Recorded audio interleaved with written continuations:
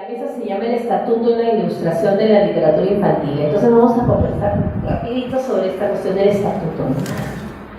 Entendemos el estatuto, la idea del estatuto es como el carácter, la valoración y el ordenamiento de la ilustración en sus distintos procesos. En el caso de ustedes, desde el punto de vista de ustedes de autoras y de ilustradoras, ¿no? Es decir, ¿cuál es el carácter de la ilustración desde su experiencia de autoras e ilustradoras? ¿Sí? Es a partir de la experiencia de cada uno de ustedes, ¿no? Que es lo que nos interesa compartir en realidad. Entonces empezamos por Claudia, ¿puede ser? ¿Está bien Claudia? ¿Sí? Perfecto. Tú eres la jefe. Buenas noches, ¿me escuchan bien? Es un gusto para mí estar acá en Perú, es un país que tiene muchísimo. Sí, el título de la mesa me asustaba un poco porque estatuto suena un poco como muy formal, pero bueno, vamos a hacer lo posible por volverlo un poco más amable y cercano a lo que es nuestro trabajo. Lo que alcanzo a entender con lo que tú dices es qué entidad o qué lugar, pues esa es mi lectura de la cosa, qué lugar tiene la ilustración dentro de mi trabajo, qué lugar quiero que tenga o que llegue a tener cuando se ubica ya como un libro puesto en una biblioteca y en manos de quien lo lee.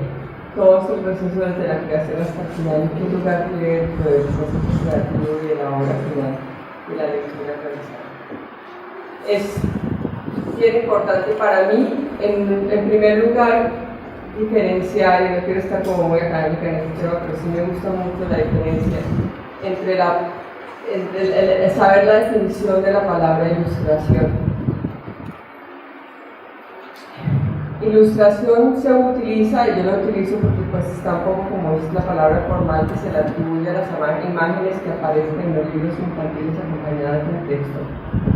Pero siempre la ilustración se entiende como algo que está supeditado o por debajo de lo que dice el texto, tal vez por la preponderancia que ha tenido la escritura desde que se inventó y porque se le encuentra mucho más seriedad por una deformación que tenemos, hay mucha más seriedad a lo que se dice en texto que lo que se expresa en las imágenes, cuando en realidad nuestro gusto, nuestro interés y nuestra vida está toda rodeada de imágenes. No es una lucha de poderes, sino todo lo contrario, es darle a cada cual un valor narrativo especial como lo tiene usted. Y mi trabajo justamente es la mezcla del texto y la ilustración. Por eso lo que yo cambio esa palabra ilustración, que ilustración es otro oficio precioso, que es escuchar un texto y utilizarlo como la labor que tenían las iluminaciones en los códices de la época medieval, que era más como para ornamentar y decorar y engrandecer lo que decían un texto generalmente bíblico. Y hablo mucho más de la narración visual y la narración verbal, que se unen en la forma que yo trabajo, que es el libro álbum, para que se combinan de una manera tal que solamente con la unión y el encuentro de ambos, de lo que se narra en el texto y lo que se narra en la imagen, en la lectura, la historia ocurre en la mente del lector, es decir, en la lectura y la combinación de ambas cosas, que es la narración verbal, o sea, el texto, y la narración visual, que es la imagen. Al unirlos, creamos la historia. Parece muy formal, pero es lo que hacemos todos los días cuando vemos el cine, el teatro, la televisión. Es esa conjunción de ambos en las que los dos no se repiten, sino uno está diciendo una cosa y el otro la otra en el cerebro. Una manera fascinante. Encuentra las dos cosas para crear la historia, permitiendo elementos como la ironía, la ambigüedad y otras cosas que se van rellenando, en espacios que se van dejando vacíos para que la imaginación las complete, como se hace también con la lectura del texto.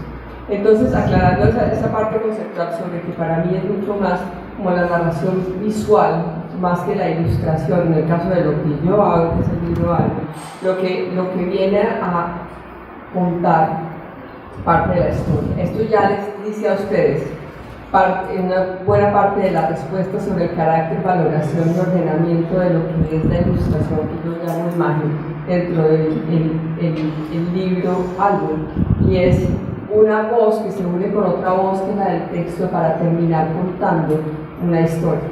Así que para mí la imagen tiene una fuerza importantísima dentro de la narración y su poder es precisamente narrativa.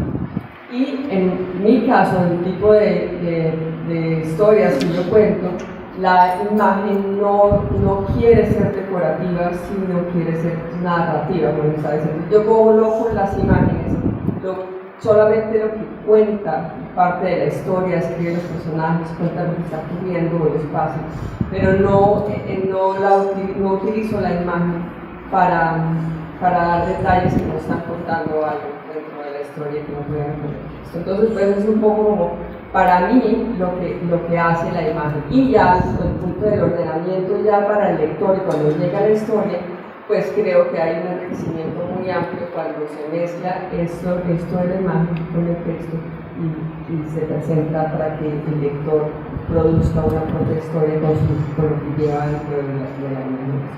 No sé si quieres tener más detalles sobre eso. Perfecto. Muchas gracias. ¿Saqué 5? No, vamos a seguir. Lo que pasa es que yo me equivoqué, eran 20 minutos. Así que ha sido perfecto. Muchas gracias.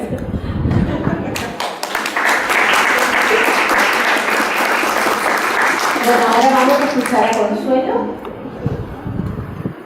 Bueno, ¿me escuchan? Sí.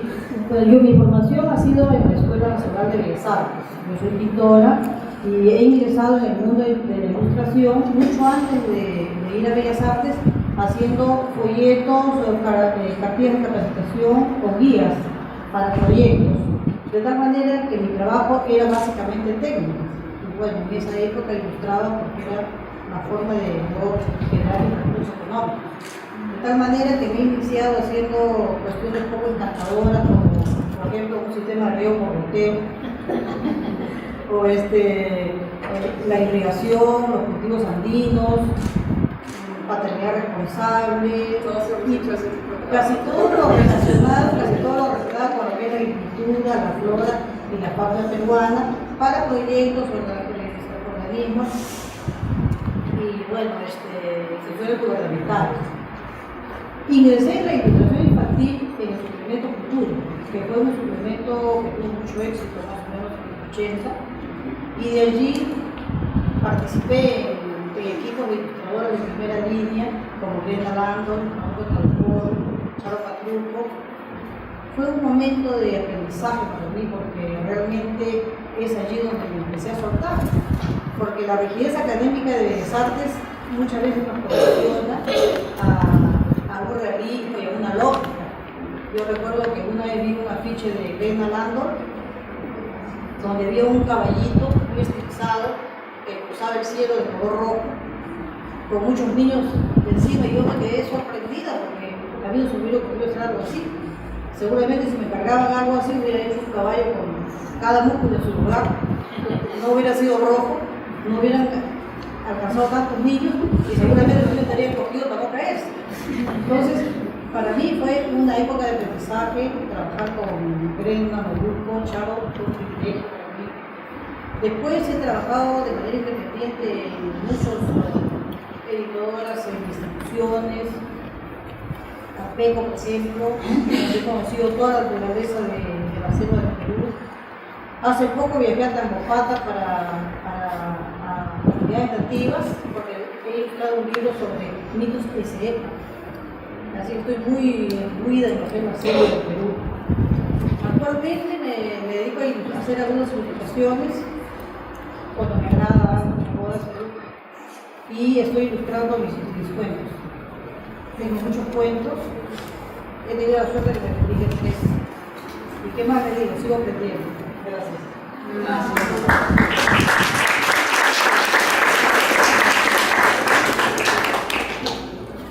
Bueno, a mí me dijo que podía hablar 10 minutos y como buena alumna me hice un texto y lo voy a leer porque buena alumna soy. No.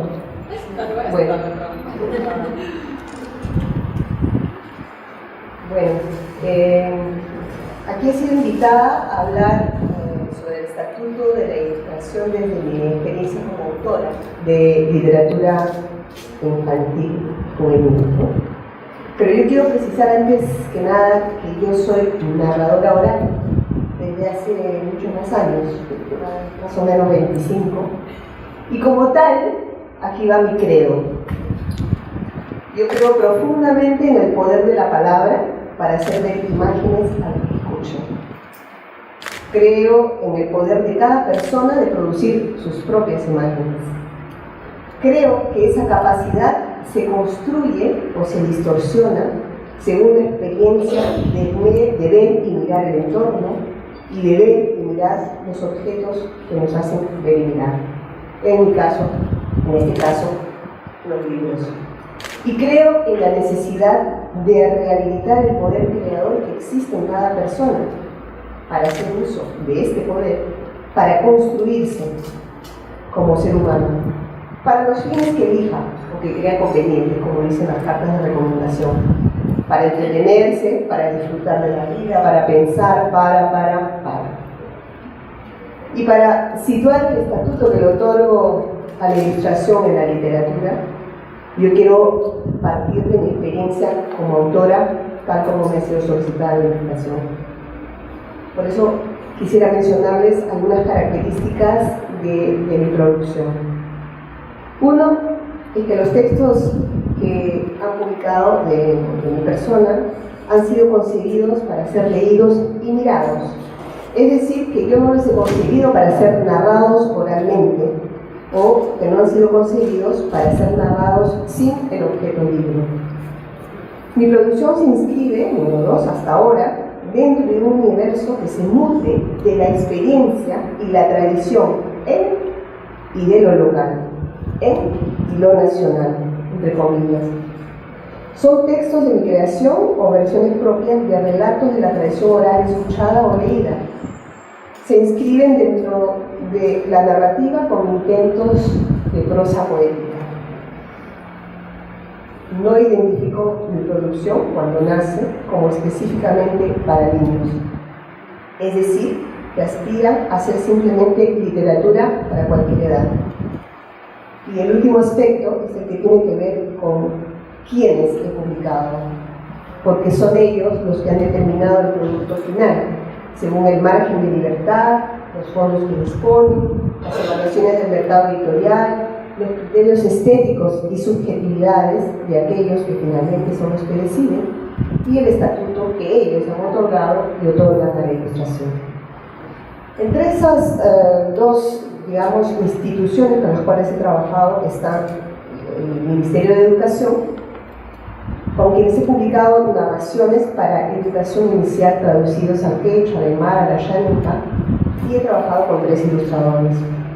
Estos libros no circulan en el mercado, son distribuidos gratuitamente en las escuelas de Perú, y por el sistema de contratos con el Estado, los derechos de autor no me pertenecen, por eso no han podido ser editados por editoriales interesadas en hacerlo, y no son difundidos ni comercializados fuera del circuito de escuelas del Estado de bajos recursos.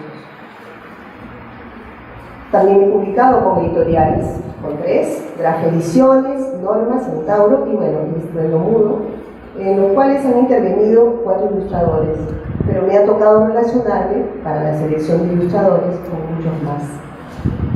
Hecha esta introducción, resumo el estatuto que me otorgó a la ilustración en algunas ideas claras. Yo quisiera que la ilustración pueda abrir al lector, a aquel que lee, a dimensiones donde mi palabra no llegue, dimensiones en las cuales la misma palabra pueda ser limitante. Obviamente yo no sé cuáles son esos lugares, es un misterio, pero sé que están ahí, latentes en cada ser humano, y que lleguen usando el lenguaje, el color, las texturas, las formas, y no hablo de la iconografía, es decir, que la imagen que representa algo ya conocido, ¿no? Hablo de todo eso y también las técnicas, en fin, todas aquellas propias de una narrativa no textual, de una narrativa visual que yo no domino ni sé producir técnicamente.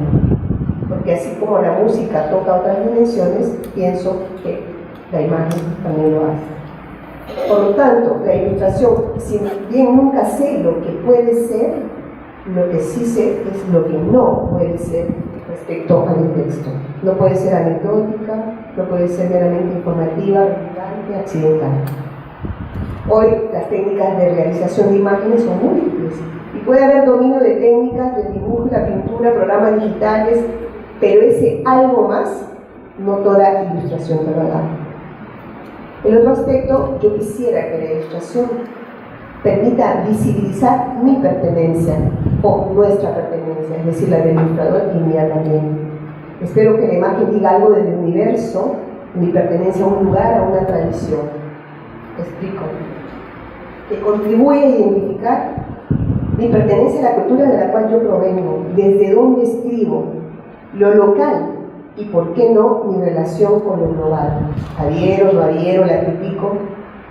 Y que el ilustrador encuentre inspiración e introduzca hilos que nos conecten con nuestra cultura visual nacional, regional, que tiene mayor antigüedad que la cultura escrita, rica en iconografías, en técnicas, petroglifos, arte lítico, textil, arte mural, y que lo nuestro no se limite a clichés, que poner imágenes que hablen de nuestra identidad o el tema de identidad no se limite a dibujar campesinos con polleras o a imitar motivos del género. Por el tipo de texto que escribo, espero que la ilustración tenga esa firma. No solo en la iconografía también, sino en las técnicas, texturas, colores y en profundidades. Es decir, enriquecer una descripción del universo y del entorno que yo no doy. Este aspecto a mí me parece fundamental, la marca de identidad o de pertenencia a un lugar que es cada vez menos una preocupación actual y una realidad en la ilustración. Hablo de lo que yo conozco. Exigencias del mercado, ausencia de investigación por parte del artista, carencia de formación en las instituciones. ¿Cuántas preguntas? Y la más importante, ¿es importante? ¿Por qué? ¿Para qué? ¿Para quién? Para mí lo es. En mi caso, por lo que considero bello de esta tradición, por la temática de mi escritura, por mis orígenes, por lo que creo aporta la diversidad de miradas en un mundo cada vez más homogeneizante. Por eso me parece crucial. El otro aspecto, espero que la ilustración permita ampliar sentidos, decir lo que yo no digo, ampliar mi propia lectura, que me sorprendan el ilustrador con una lectura propia, un universo propio, una lectura con imágenes que me interroguen lo que yo misma no había visto. Cuestionar los clichés sobre lo que un niño debería ver. Como es para niños, debería ser así o así la ilustración. La ilustración está para formar miradas, no para formatearlas. Y para eso el mismo ilustrador tiene que ser consciente de su mirada, haberla formado y haber dejado puertas y ventanas para seguir ampliando la mirada. Espero que la ilustración hable a la persona, no al niño que llevo dentro o al niño que llevamos dentro, que me hable a mí también hoy, que me hable a la persona que yo soy y que somos. Estos conceptos de infancia se modifican con ideología, necesidades de consumo. Yo creo que estos conceptos se van a hacer visibles en la exposición que ustedes van a visitar, que se inaugura este sábado. La van a poder ver a través de la historia, cómo se ha ido entendiendo y modificando. El último aspecto, yo espero que ese espacio de encuentro con los ilustradores se dé como un diálogo, desarrollar un lenguaje en conjunto, una escritura a dos manos, y esto es un privilegio.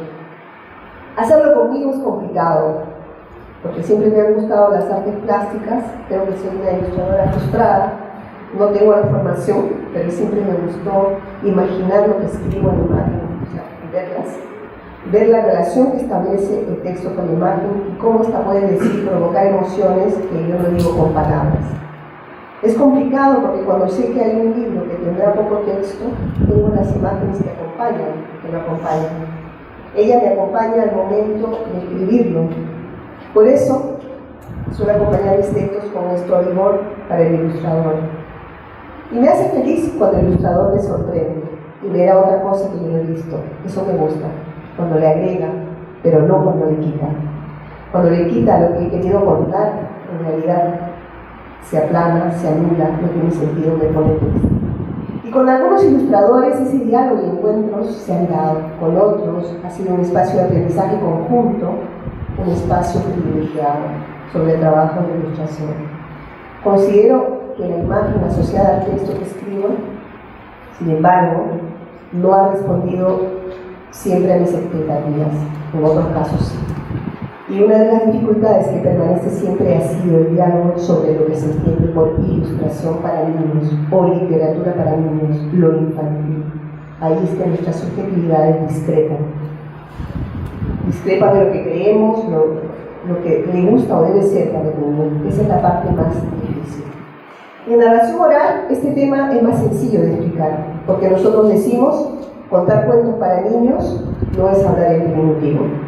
En ilustración sería, ilustrar para niños no es, no sé, lo que no es. Después de la narración oral, la literatura, de paréntesis infantil ilustrada, es un canal privilegiado para iniciar a los no lectores, es decir, bebés, niños, jóvenes, adultos, no letrados, a la literatura en general y a los diferentes géneros que la componen. Por eso, resumo el estatuto de la ilustración en la literatura infantil desde mi experiencia como autora como el primer lugar u oportunidad para educar la mirada, pasar del consumidor pasivo de imágenes a practicar, recuperar la capacidad de interrogar lo que se ve, lo que no se ve, a leer imágenes y a rehabilitar el poder creador para los fines que creamos convenientes.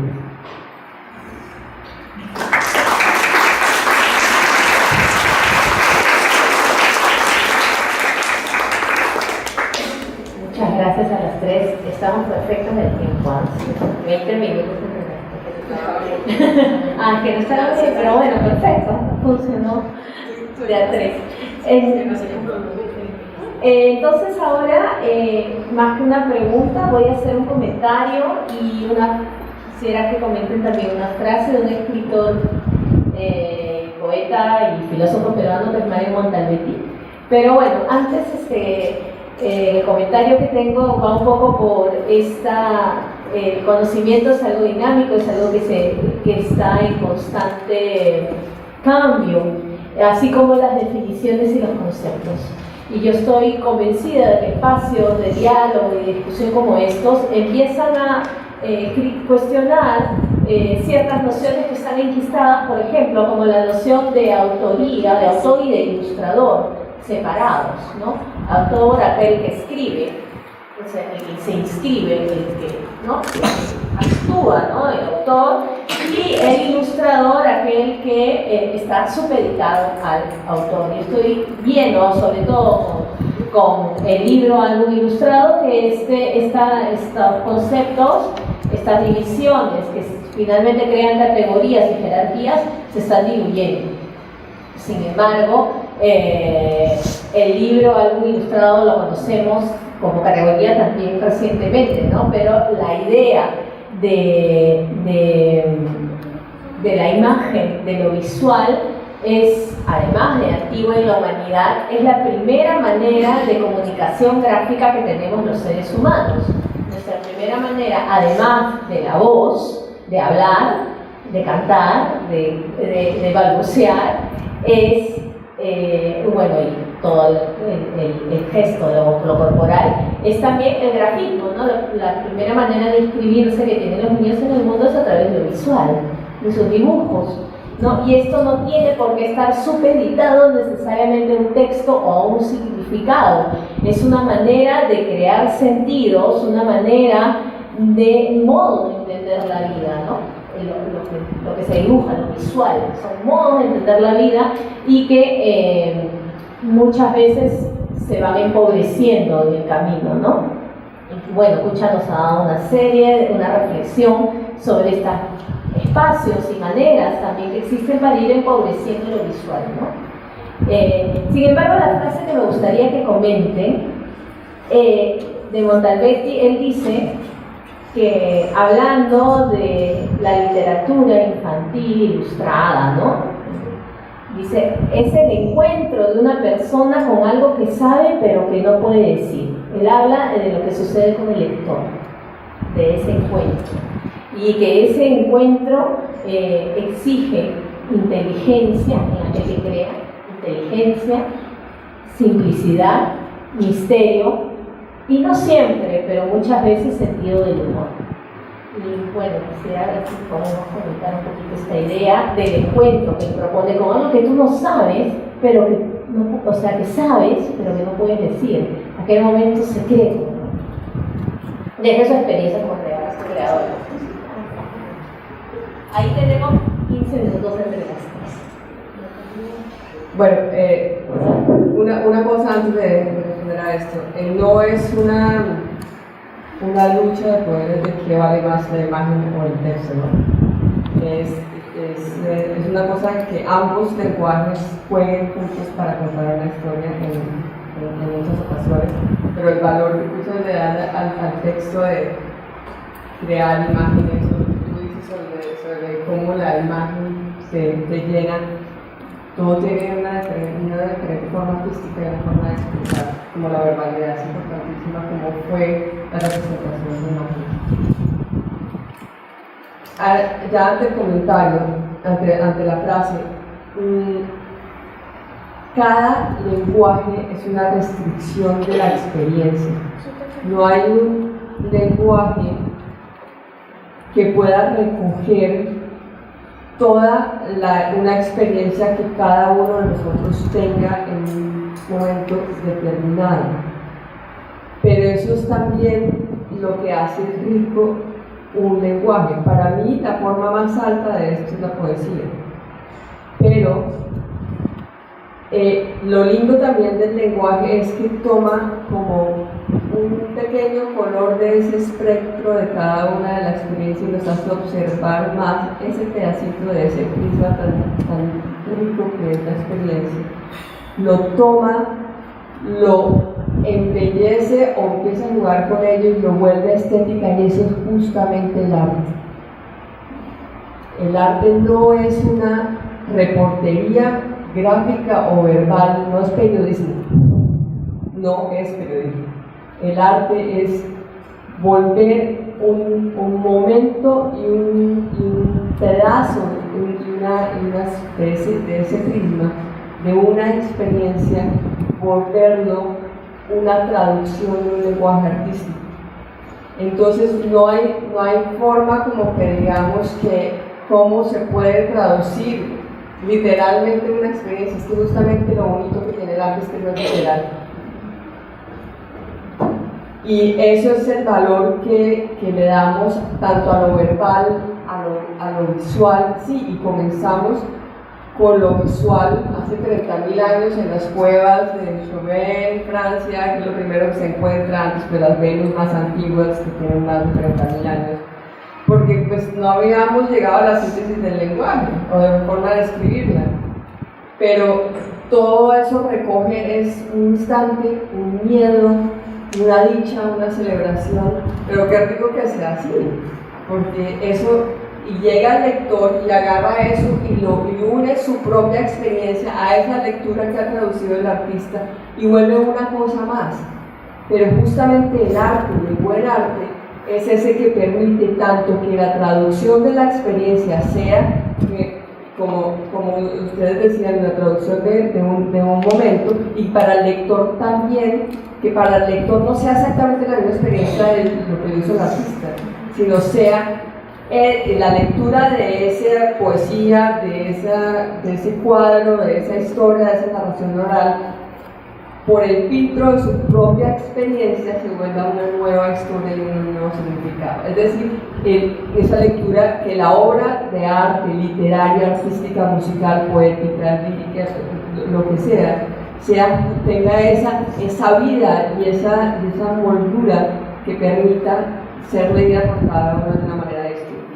Y en eso yo encuentro en mi caso, que no es el único caso, que es el libro álbum, justamente esos espacios que deja la conjunción entre la imagen y el texto, son los que rellenan, una forma de decirlo un poco, la que llena el lector con sus propias experiencias, creando una lectura individual a cada cosa. Entonces, un poco, no sé si está contando un poco, pero eso es lo que yo alcancé a hacer.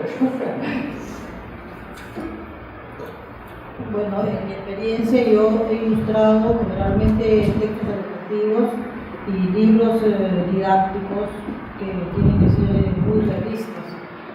Pero cuando he ilustrado libros para niños, realmente tienes que concentrarte con el escritor, tienes que gustar, tienes que sentir esa vivencia para que puedas transmitirlo. Y solamente de esa manera he podido realizar ilustración de cuentos infantiles.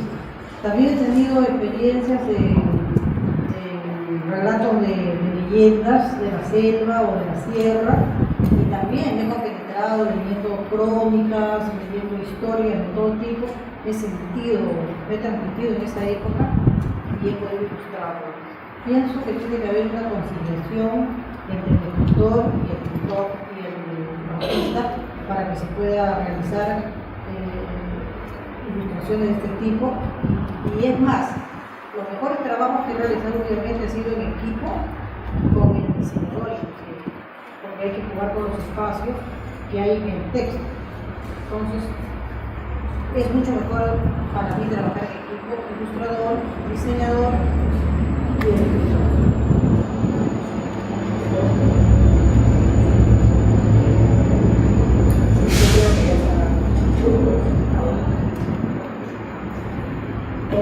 Bueno, entonces ya lo mencionaron Pucha, y de cierta manera Consuelo acaba de hablarnos sobre su experiencia, su modo de trabajo, la investigación que realiza. Y creo que me quedaría preguntarle a Claudia que nos comparta un poquito por su modo de trabajo. Y bueno, Pucha también ya nos tuvieron sobre su modo de trabajo. Justamente me llamó la atención lo que tú mencionaste sobre la existencia de un autor, y pues diciendo sobre el replanteamiento de la definición de lo que es el ilustrador, que un autor y luego llega el ilustrador y hace la imagen. Para mí lo que yo de la forma como escribiría el oficio es autor del libro algo, y el autor del libro algo comprende tanto la elaboración del texto como la elaboración de la imagen. ¿Cómo trabajo yo? En cada caso funciona de manera distinta. Muchas veces yo tengo un tema que quiero tratar en un libro. Y el tema es el que empieza a ser como la llama que inicia la construcción de una historia. Y la historia, la narración, la línea narrativa, no es lo mismo que el tema. Y muchas veces la línea narrativa la determina mi investigación, mi curiosidad, en la que es preponderante mi investigación sobre la historia natural. Porque si yo quiero tratar el tema, por ejemplo, de ese temor y esa lucha de los niños pequeños de irse a dormir porque creen que cuando se duerme se acaba el mundo, es como una pequeña muerte. Primero tengo ese interés sobre eso porque me parece fascinante. Cuando yo leí de los libros que hablaban sobre la creencia de los niños y esto, me parece fascinante encontrar que los niños muchas veces cierran los ojos y se acaba el mundo. Es un mundo concreto muy lindo porque es una cosa muy distinta a lo que nosotros tenemos inventado y creado. Son tan concretos que es una cosa que es muy interesante. Pero, ¿cómo cuento yo esto? Yo no puedo. Y ahí por eso estábamos diciendo que el arte no es la traducción inmediata de lo que pasa en el mundo. Entonces, lo que aprovecho mi fascinación hacia los animales, hacia el mundo de la naturaleza, y empiezo a investigar sobre cómo hibernan los animales, por ejemplo. Entonces, digo, sí, el sueño, entonces traigamos un animal que hiberna. Y empezamos a crear una historia de cómo es que es el proceso de unos animales que van a hibernar. Entonces creo una historia de un osito que cuando llega a la nieve no quiere entrar a la cueva con su madre. Es la primera vez que ve la nieve y se quiere quedar jugando en la nieve. Eso lo vemos todos los días con los niños de 3, 4 años que no quieren irse a la cama. Entonces, la línea narrativa la establece esta investigación que yo hago sobre el comportamiento de los animales que hibernan, pero al tiempo estoy mostrando ese comportamiento infantil de empezar esas primeras alitas que sacan los niños a los 2, 3 años y luego otra vez a los 15, 16. Son un poco más grandes.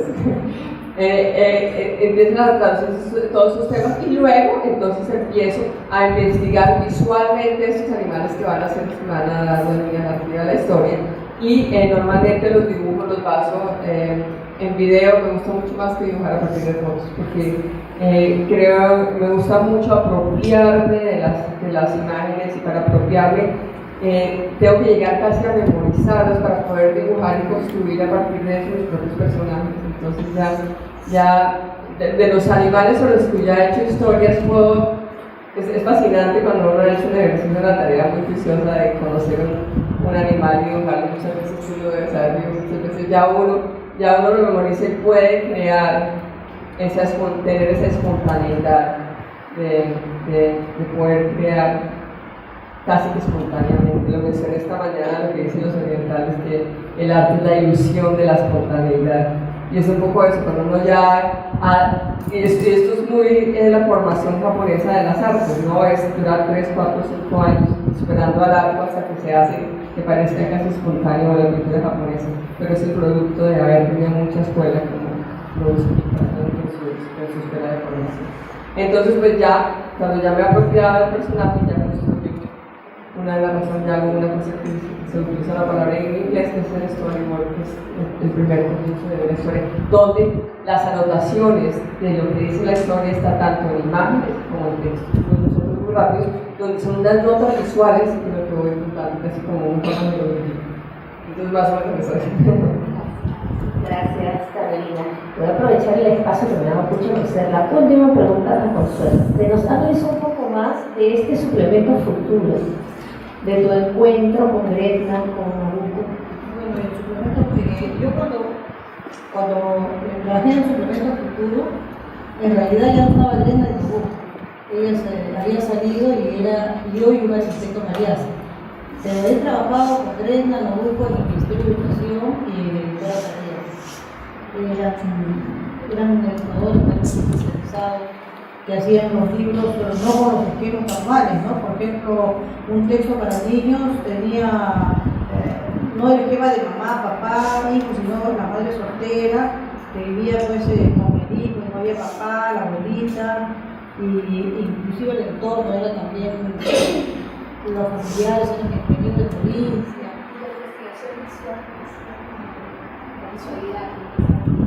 Bueno, fueron los pedagogos los que nos daban las pautas, y en el caso mío yo dibujaba figura humana, entonces investigaba ese entorno de las barriadas, de las casas de los pueblos jóvenes, y dibujaba en base a la observación, en base a algunas fotos, videos también. Eso ha sido en tarea. Y cuando he trabajado textos, libros de la selva, incluso he viajado a la selva, a la sierra, he estado en comunidades nativas, les he hecho talleres con los niños para que ellos, contándoles una historia, les contaba su chamán, les contaba su idioma y había una lugar reconocido. Y los niños dibujaban y yo me quedaba sorprendida de ver el conocimiento que tenían de los animales y de las costumbres. Yo aprendí muchísimo en esos viajes. Y como dice Claudia, es toda investigación, hacerlo constantemente, la única manera de lograr la excelencia en la sociedad. Muchas gracias a las tres, y ahora hay una ronda de preguntas al público. Ahí Paul tiene el micrófono. Puede levantar la mano. Y podrían decir a quién le están haciendo la pregunta, por favor. Vamos a tener 20 minutos en total.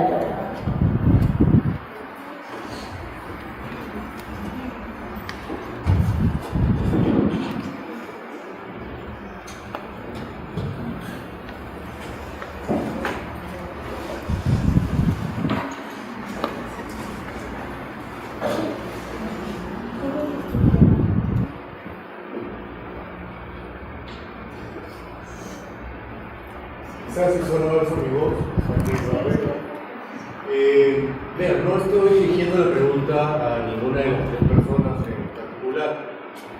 Solamente una pregunta que quien se sienta en mejor posición de responderla, yo lo escucharé atentamente. Hace un par de días estuve en un distrito de Ayacucho, en Sanzamarca.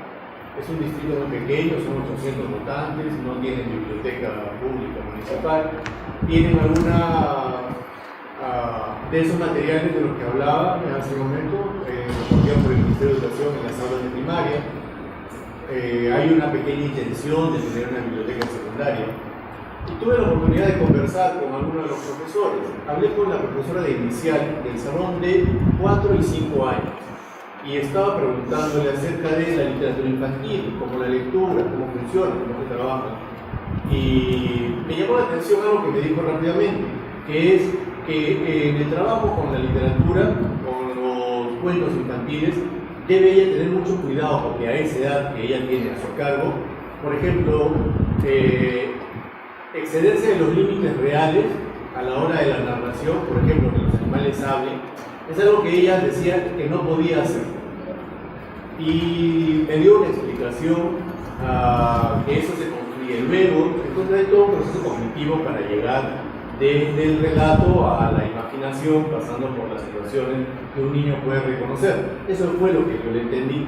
Entonces yo quisiera saber cómo en ese esfuerzo, o gradualmente mostrarle a un lector que recién está siendo iniciado en la lectura, a través de lo atractiva que es la ilustración, la imagen, el color, si en algún momento ustedes como creadoras deben mantener ese principio de límites entre las edades que existen en los niños en ese proceso de construcción de su conocimiento.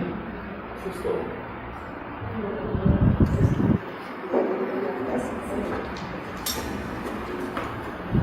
Wow. ¿Cuáles son los límites reales? Los profesores los manejan. ¿Cuál es la realidad? Hay un autor francés que me gusta mucho que se llama Philippe Joël, en uno de sus libros habla. Él pasó de escribir literatura a hacer cine, ahora hace cine. Y es hermosísimo, me fascina. Y en uno de los comentarios que él hace a una de sus películas sobre el poder de la imagen, dice que él necesita ponerle dobleces a la realidad. Porque la realidad tan plana a veces es muy triste y muy pobre. Entonces él toma como un pañuelo la realidad y le agrega imágenes que son dobleces y varios dobleces para que de ahí empiecen a salir más cosas. Qué triste y pobre es la realidad plana sin dobleces, sin imágenes, sin imaginación, sin la riqueza de lo que le podemos nosotros encontrar, sin la limitación de mamíferos que nacen, crecen, se reproducen y mueren.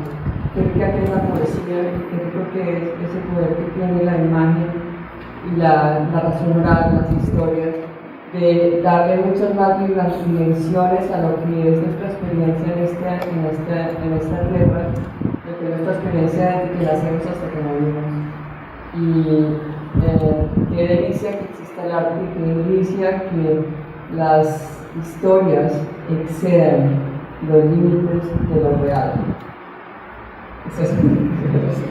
30 segundos. Sí, yo para reforzar aquí, yo creo que el testimonio, yo entiendo, ¿no?, de esta persona, yo la considero como muy personal, ¿no? En mi experiencia, en el trabajo en el Perú en diferentes regiones, el planteamiento con el imaginario de esa manera, y menos aún en la sierra, para mí es imposible. Porque en los Andes, en la selva, todo habla. Los cerros, todo está vivo. Las papas son gente. Mira, ¿no? Entonces, yo pienso que es una deformación profesional y una interpretación muy personal y muy peligrosa, que yo lamento que a nivel del sistema educativo, digamos, pueda haber ese acercamiento, porque justamente nosotros los que vivimos, yo soy amazónica, entonces me he nutrido de ese imaginario, Pero es cierto que a veces han dicho sí, pero es la lengua la que escribe para provincia, pongamos. Pero yo no he escrito como se me ha ocurrido. A mí quien me ha enseñado a entrar en el imaginario, ir y venir, ha sido mi abuela, la gente del campo, los niños del campo, porque es de una naturalidad y además no es imaginación, o sea, uno dialoga con la tierra, uno dialoga con la montaña, le regala cosas, ¿no? El agua está viva, y no está viva poéticamente como algunos ecologistas dicen, el agua viva, no, el agua tiene alma, ¿no? Entonces a mí sí me preocupa una versión, esa categorización de esos límites, porque es sobre todo en el campo donde esos límites de edades, ese fraccionamiento de edades es una necesidad de un mercado editorial en general. Y también son construcciones contemporáneas, ¿no? Bueno, nada más eso es lo que quería. ¿Otra persona que quisiera comentar? Gracias.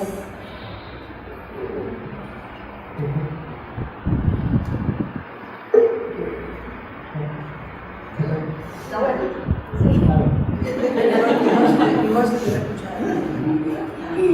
Lo que yo quería preguntar, mi labor como narrador indígena, porque no soy de acá, no soy urbano, no soy nacido allá, vivo allá, vengo por casualidad de acá, narro para urbanos, aunque a veces no entiendo mucho el sincretismo de uno que es indígena, porque no lo entiendo, es un urbano, ¿no? El indígena en su tierra, cuando llegan los libros de Lima y Sella, dice, ¿cómo los de Lima van a dar escrituras acá cuando aquí lo deberíamos hacer? Por una razón bien simple. La traducción cuando lo hacen acá, lo hacen sin ternura. Eso no hay ternura. Por ejemplo, yo escribo en quechua, hablo en quechua, no es el concurso alemán, pero en el lenguaje indígena hay una ternura. La ternura se pierde. Y mucha gente, profesores que hablan quechua, sabe qué es, cómo es la ternura y cuáles son los giros del idioma. Y aquí hay muchos que traducen, pero no han vivido la ternura que realmente es el idioma. ¿Cómo podemos graficar esa parte? Gracias. Los libros que han sido traducidos, por ejemplo, yo reconozco el esfuerzo que ha hecho el Ministerio para elegir a las personas que los traducen. Entonces, Leo Casas, no vamos a decir los que conocen a Leo Casas que no tienen una relación tierna con el quechua. El tema es que en el quechua además hay otra problemática, y es que hay diferentes quechuas. Hay diferentes quechuas, ¿no? Entonces, el quechua de Ayacucho no es el mismo de Huánuco, ¿no? Entonces, digamos, sí, esa problemática va a existir hasta la discusión si se uniformiza o no. Entonces, yo pienso que sí pusieron especial interés en personas que tienen esa relación tierna con el idioma. La traducción a la llánica es realmente por gente del lugar, ¿no? Y bueno, yo diría que después ya son más que el cuestionamiento a la propia traducción, que puede ser real. Yo sí creo que puede haber un cuestionamiento de por qué desde Lima tiene que ser todo, ¿no? Hasta la misma ilustración, ¿no? Entonces, ¿qué aporta? ¿Por qué? Y ese es otro problema, es un problema, un cuestionamiento a nivel de nuestro país, ¿no? Y pienso que ese es el problema. ¿Otro comentario? Atrás hay un...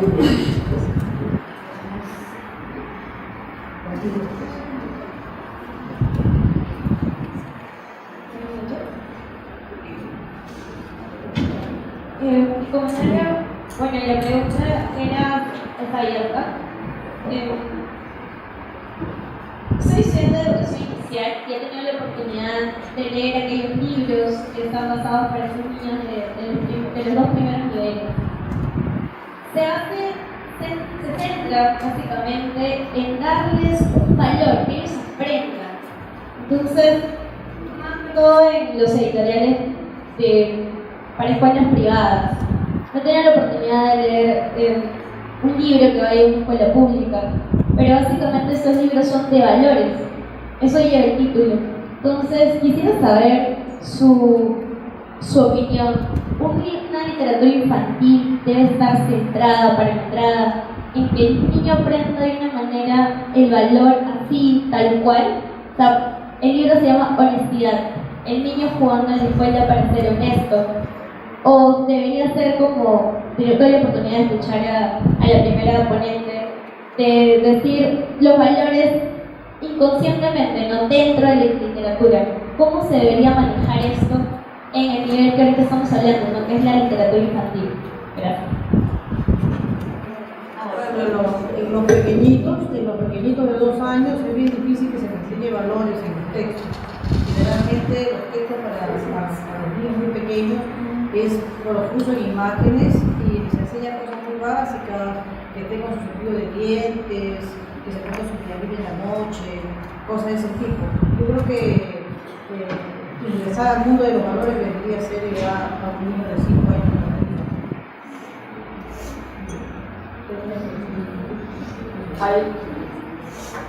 Alguna vez tuve la increíble experiencia de participar en una organización que existe en los Estados Unidos de literatura infantil,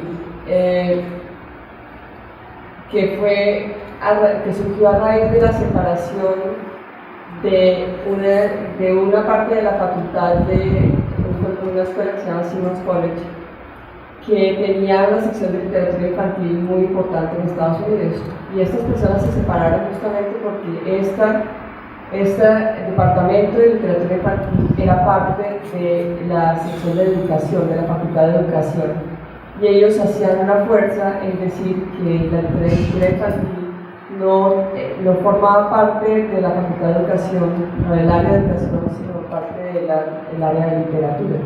Y crearon esto que se llamaba literatura infantil de Nueva Inglaterra, justamente sosteniendo este punto que es predominante en muchas partes del estudio de literatura infantil depende de la facultad de educación, pero yo la entiendo con este grupo distrito al que pertenecía personajes tan grandes y tuve oportunidad de conocer como Maurice Ender, Robert Carr.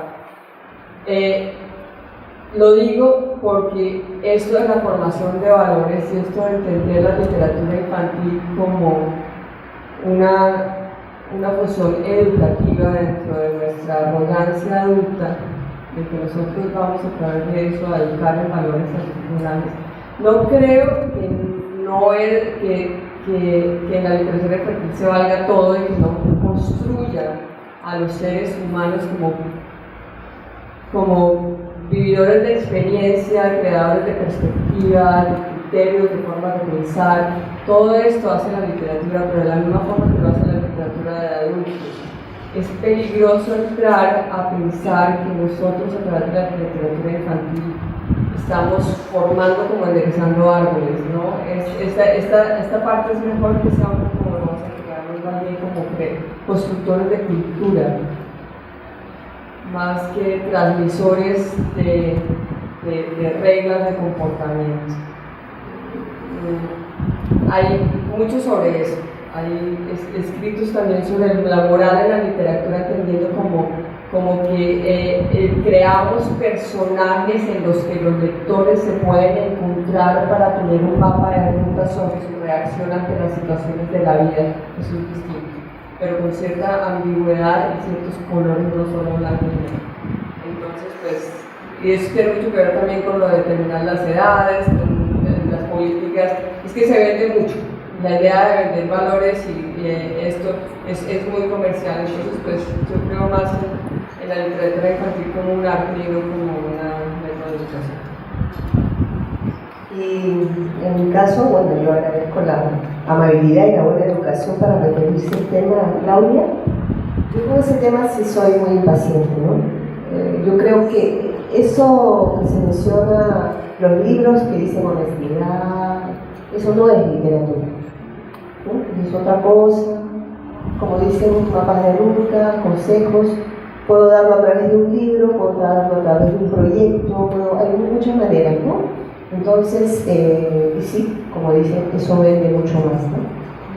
Entonces, para mí, tu explicación es muy linda, yo con eso no tengo paciencia para reconocerla como literatura, ¿no? Simplemente no lo es, y si el maestro la usa, es su elección, a mí me parece lamentable, ¿no? Y bueno. Y eso no puede ser un pequeño comentario porque a mí sí me apena que la educación siga siendo vista como un espacio de transmisión, sino como un espacio de creación, de ambigüedad, de incertidumbre. Además, tiene la educación es incertidumbre. La educación no significa, es un espacio para crear sentidos, para modos de entender la existencia, ni siquiera la realidad únicamente. Entonces, es una pena que siga siendo el espacio educativo aún el corsé de todo. O sea, que aún el sistema educativo se ve a sí mismo como corsé, ¿no? Como aquello que anula la experiencia, no la promueve. Es una pena que todavía la formación se siga inclinando hacia ese lado cuando la educación también es creación, ¿no? Bueno, no debía ser un comentario, no. Lo que no impide que uno entienda imperativos, ¿no? Que uno tiene como educador en las instituciones donde uno trabaja, ¿no? Y que dentro de esas instituciones la idea es encontrar caminos, abrir a utilizar otras propuestas para ese objetivo, digamos, de construir personas, ¿no? Creadoras, creativas, capaces de elegir, que para mí es otro tema, ¿no?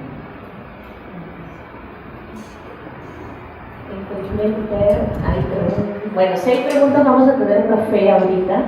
Lo que pasa es que estamos en la hora, hemos sido muy puntuales en todo y quisiera que continuemos siendo muy puntuales porque además después a las 7:50 tenemos la conferencia Leer y Mirar el libro álbum Un género en construcción con Manuel Díaz Acosta de Venezuela.